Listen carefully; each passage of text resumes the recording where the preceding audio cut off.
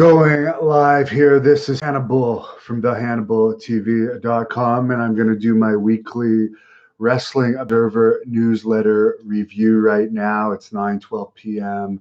Friday, November the 29th.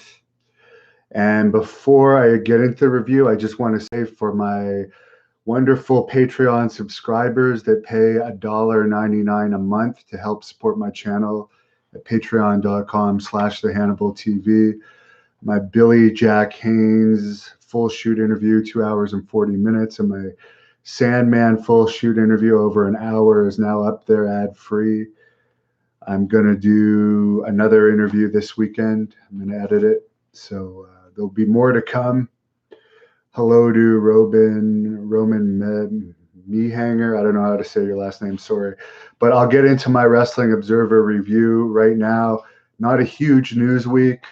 Raw had its second lowest ratings ever this week with an average of 2,107,000 viewers. However, its lowest point was actually with the Seth Rollins versus Kevin Owens match. It only had 1,767,000 viewers. So once again, whenever they put Kevin Owens in feature matches, even coming off a Survivor Series, always gets terrible ratings with him. Their WWE Backstage show was also down in viewers, 121,000 viewers. And this week was proof that the Backstage show is fake and doesn't really give real backstage news, because, of course, the big backstage news in WWE this week was the whole Mauro Ranallo, Corey Graves situation, with Mauro Ranallo apparently not doing the NXT commentary because he was upset with that. But WWE is alleging he was actually sick and didn't do commentary for that reason. So they're not giving real backstage news on that show. They might give some like very light backstage news, but nothing real. Jerry Lawler said in a recent interview he recently re-signed with WWE for 3 years. Bray Wyatt is now the company's top merchandise seller. Their annual Madison Square Garden show, which is usually one of their biggest shows of the year, is doing discounted tickets next week, which is probably a sign that they're not drawn too well for that. Desmond Castro says, get a hold of Mark Lewin for an interview. Well, you're not the only one that's been asking that. A lot of people have. So I don't know where he lives now. I know it's fairly secluded, but I'll look it up. Two Stains T says, thanks for going live. You're welcome. NXT, in other Wrestling Observer news, is committed to doing events for their TV tapings at Full Sail until the end of March. So don't expect them to move outside of Full Sail anytime soon. There was not a lot of shows this past week, just basically the TV tapings. So I'll give you the attendance numbers. SmackDown last Friday in Chicago had 7,800 fans. Raw this past Monday in Chicago had 7,200 fans. NXT in Full Sail had 400 fans. And AEW this past Wednesday in Chicago had 6,100 fans at the same building they drew 10,500 fans to back in August.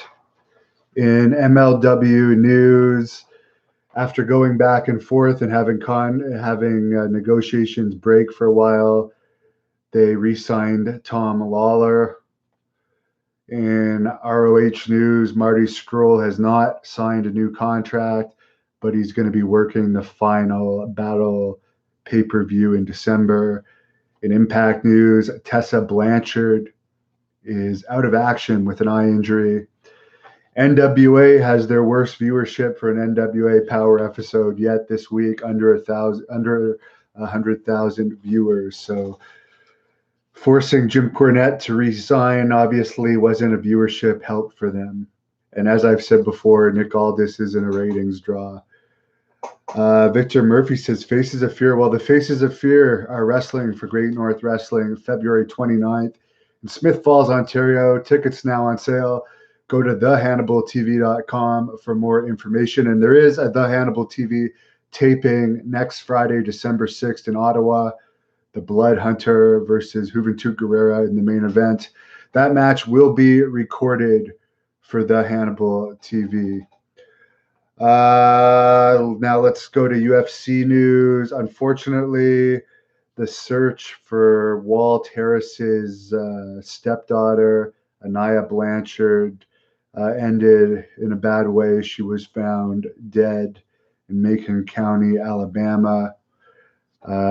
Dana White had donated money to help try and find her, had donated reward money, so I'm sorry to hear about that. Conor McGregor has signed to fight Donald Cerrone on January 18th in Las Vegas, according to what Dana White told ESPN.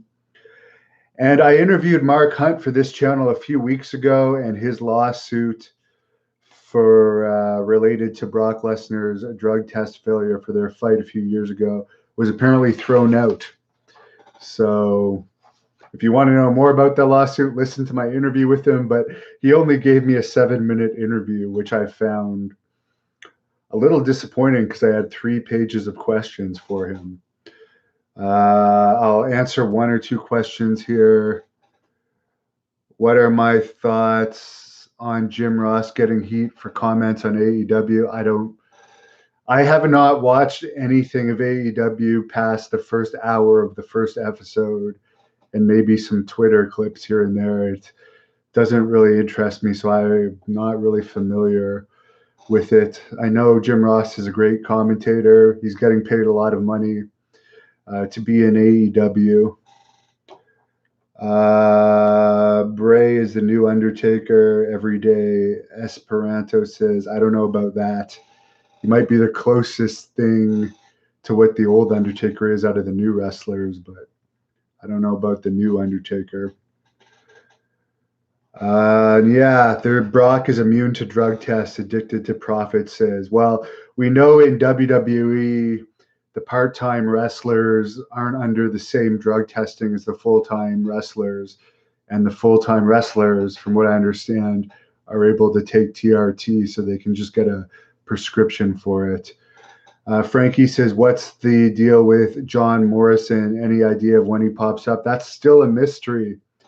John Morrison, it was reported a while ago now that John Morrison has signed with WWE.